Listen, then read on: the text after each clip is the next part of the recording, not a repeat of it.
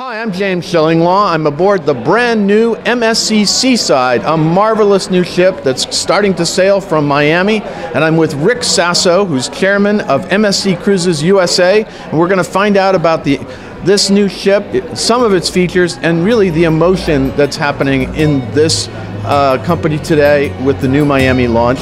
And this is Insider Travel Report.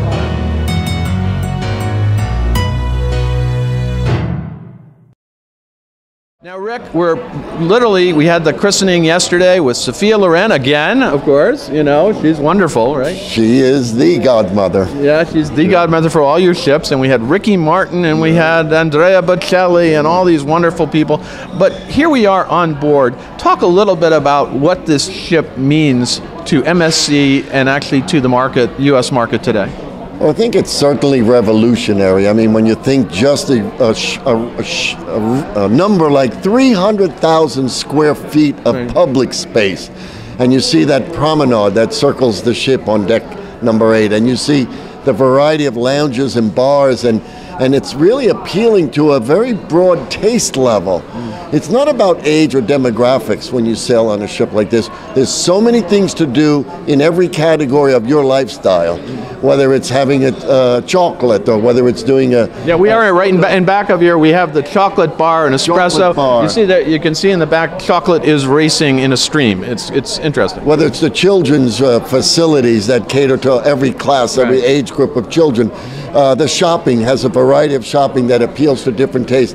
So I think this ship really has a combination of multiple things that people can do for multiple ideas or choices in their own category of choice, and that's really what makes it different. And then I think the ship's revolutionary design is, for me, is the exterior, which is really striking. The way the pool decks are very different, and the whole exterior of the ship is very different. It's a striking ship. Yeah, this ship was designed for Miami. It was designed for warm weather. It was designed for this market to be here.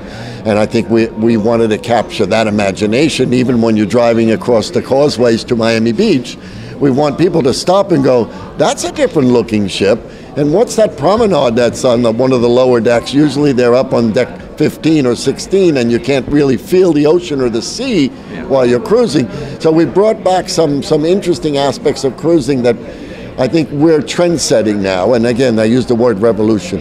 Yeah, well, I mean, you know, the old promenade deck still exists, but not often on many ships today, but you have reinvented the promenade very much so. Yeah, and then the water park, the aqua park, the volume of that space, the variety of the space there, the kids are going to have a field day there, and I think the adults will too. Yeah, and you also have some fascinating and wonderful entertainment on board too, right? Well, you know, we've always, I think our reputation about entertainment has been the tops in the industry for as long as we've been here.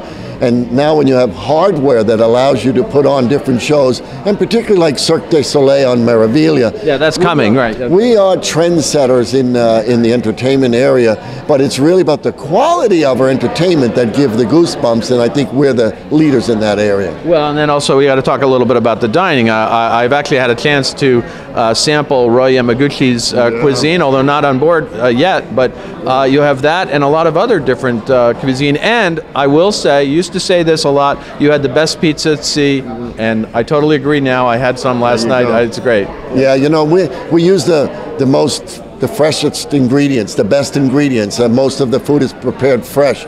We have a taste and flair for culinary just naturally as a European company. So when we do that properly, we have the proper chefs, the execution of that is flawless, and to the taste bud and the sight as well. So I think we cover all the senses just in the culinary area. And also just the flow of the ship. Talk a little bit about that. We're actually in the piazza, Grand Piazza, and in back we have the chocolate bar. But MSC has always been wonderful about a flow of a ship, but this is really different, right? Well, the character of every room has to have its own character. You can't just have one big platform and just change the color of the floor. The character of each room in the design, in the layout, in the furnishings, in the type of materials used, and how they touch each other is also a consideration during the planning phase. And I think we do a very good job at that. You've been on many of the MSC ships. we are really good at making sure that one room has a connection or a flavor to the next, but it's an entirely different venue that's putting on entirely different entertainment or atmosphere, and it's planned in advance, and that's why it comes out looking like this. And then the other thing about this is going to be a ship sailing full-time from Miami. You're really first one. You had Divina coming in for a while, and you actually will have Divina, and then you're going to have a third ship. So this is a major commitment by MSC to the North American market, right? Well, we've had our growth has been the most tremendous in the industry for the last 10 years. No cruise line has grown faster than MSC. But we also had to make sure we solidified our European strength with a leading cruise line in Europe, South America. We're expanding around the world. And now that we have this aggressive new building program, which is another $12 billion, as these ships are coming quickly online, it allows us now to say North America's next. We're going to sign long-term agreements in the ports around this market, and we're going to bring many more ships here, and we've already announced another one coming, as you know, last week. Now, what are the implications for the travel agency market in the U.S.? I know you have some very good, very friendly travel agent policies, right? Well, we've been always fond. Even my own personal career in the industry, travel agents are the core. They're the Pied Pipers. They're the backbone of spreading the word about cruising, because there's quite a number of people that haven't tried cruising yet, so we need those ambassadors, and they're very, very knowledgeable. So consumers today need their knowledge, they need their experience, and I think when you use that, they convert sales better to cruise with many of the brands, including ours. And the fact that we're adding such type of supply, it grows the market. Yeah. The market sees something like this, and perhaps people didn't cruise with us or didn't cruise before. They go, wow, I saw that double page spread in the Miami Herald, and this thing looks interesting, I'll try it. So I think we all kind of help one another in the industry, right. But it's ships like this that really start to create demand. Yeah. Well, Rick, thank you very much for filling us in on MSC Seaside.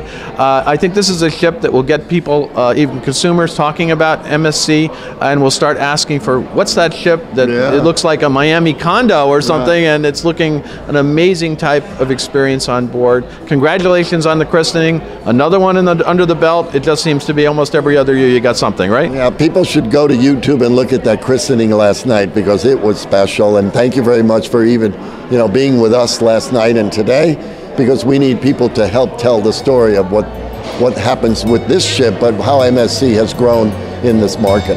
Well, Rick, I wouldn't miss it, and thanks for inviting me. And I'm James Shillinglaw for Insider Travel Report.